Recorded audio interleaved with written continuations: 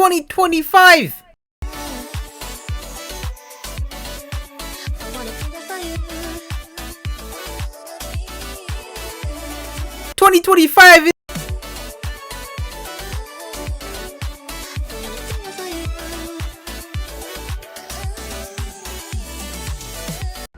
That was the only game that mattered in 2025. What were the other games, huh? Well, I feel like 2025 has been a lot of cutting corners because of the new AI stuff, a lot of propaganda, and that makes newer games less and less unique to play. Removing a core gameplay concept in order to make things more streamlined doesn't make it much more memorable as a game. You want those long pauses or impacts of development to make it a game, bro. Otherwise people will forget it.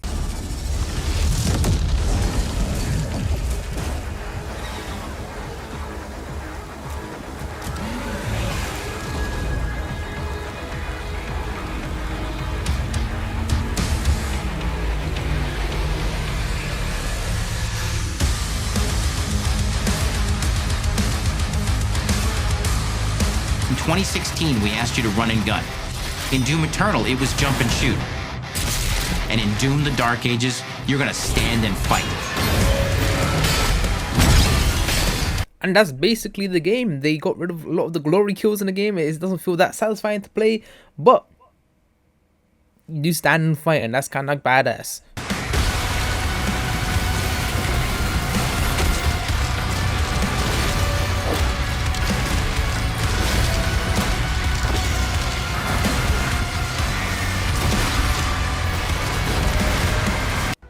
So, the Persona 5 Phantoms came out this year, as well as Where Winds Meet, and as well as Dispatch.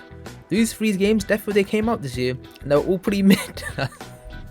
I feel like I'm gonna get flack from Dispatch the most, but the other two are pretty self-explanatory. I want to play Persona 5 with a worse story, said no one ever. Why did we get this game? Oh, for money. Oh yeah, I forgot. Where Winds Meet wasn't a bad game. It was just Genshin and Ghost of Tsushima, but China. It didn't really pull me in too much. Dispatch, on the other hand, oh my goodness, I'm so disappointed in this game. People were talking about it left, right, and center, and this game just wasn't it with the story. Characters don't have proper story arcs and got developed into jokes and stuff, and the villain isn't a villain. We don't even know what he is, and there's a lot of arse pulls in the last episode. However, I do say the bar fight episode was probably the best episode they ever did, and that's it. That's one of my thoughts on Dispatch, I guess. Hype meets disappointment. Those three are deaf for that. Claire Obscure, Game of the Year. A lot of people are thinking, why the hell is this Game of the Year? I'll tell you a couple of reasons why. This is probably one of the most innovative RPGs in a bit, I can't lie. Relying on parries to do your AP or your magic abilities was a unique concept, making you get good to do good. Each character has a unique thing about them. My favorite character to play as is CL, as she has those cards you can use and build up so much damage, or actually can help your team and weaken the enemy team.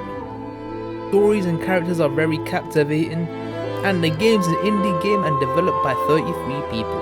I mean, that's a lot. There is more to say. This year I played Forza 5, Mario Kart, and Sonic. I did play the Kirby racing game for the limited time event thing that came out. Out of all of these, Mario Kart is my favorite. It's just Forza with Mario Kart. It's quite simple, but it actually does the job properly. Sonic Kart Racing is more an arcade game, and it doesn't actually match the fluidity of Mario Kart World, which why Mario Kart World takes the cup for the best racer this year. I'm sorry, Sonic fans, even you, Anis. Arc Race is also a game I played this year. The game is quite long to get into. It is like playing Fortnite, but a loot and shooter. Maybe loot and shooters are just not for me. I don't know why.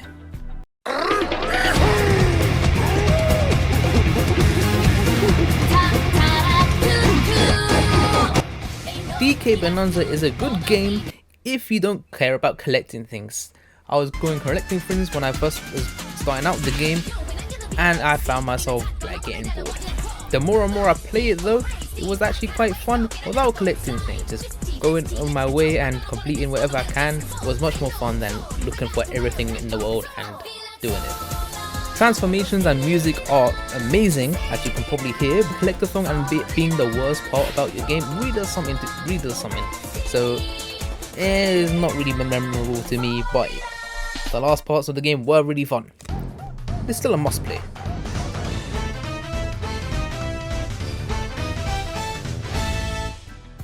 Kirby and the Forgotten Land, bro. This game was probably my favorite platformer I played this year, and the charm in this game, the abilities, power-ups, it's all so fun. I don't know, I really underestimated this game due to it just being a Kirby game, but once you really give the game a chance, it actually really proves to be quite a fun game.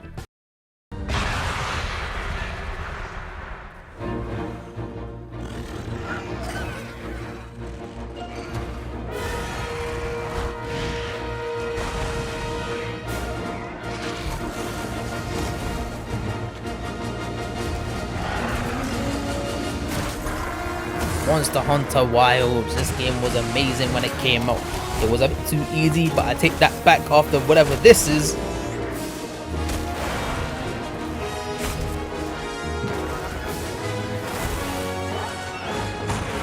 The quality of life changes in the game make it so hard to go back to the other games.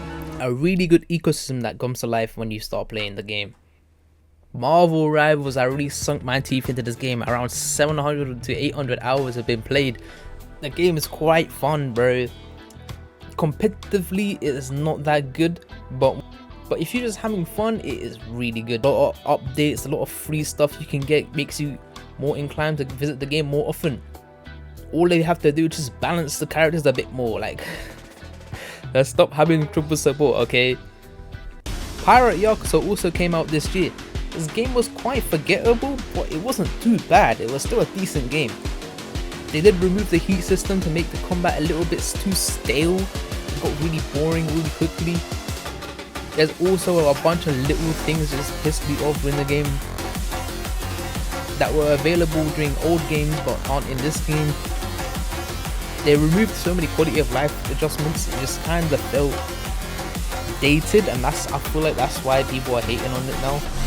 They kind of sacrificed their story with good gameplay. The game was fun, but the story wasn't too much to talk about. As I said, the gameplay is extremely fun, especially marginless combat, but you don't have a drive to push you forward. Not many characters are pretty memorable, even the villains are probably forgetful as well.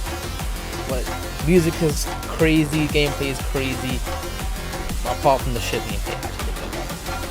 I finally beat Okami, Gravity Rush and Metroid Prime Remastered, and I'm anticipating the sequels. Of course, some of them will come later than sooner. Pokemon Legends ZA, a good game, but you're severely limited on what you have. As a fan base, we deserve more. We can't keep getting this shit again and again, and I hope Pokemon goes in the right direction this year, since it's the 30th anniversary, and they're probably making their first ever Switch 2 game. So there are no excuses now. You have everything. The DLC was pretty mid though, I do have to admit. However, they still got the writing down perfectly. They made Pokemon more involved into the story, have actual emotions and attitude instead of just being a JPEG on the screen and you can catch it. So what am I looking forward to 2026, you ask? I have no idea, to be fair. Out of every game that's been announced so far in 2026, I don't really have anything to look forward to apart from probably Resident Evil 9 and probably The Witcher 4. I think those two games may have piqued my interest here and there, but I'm not too excited for them. Of course, it is a lot of anniversary dates this year, and hopefully we get some really good things to look forward to. But yeah, this is my 2025. I'll catch y'all later.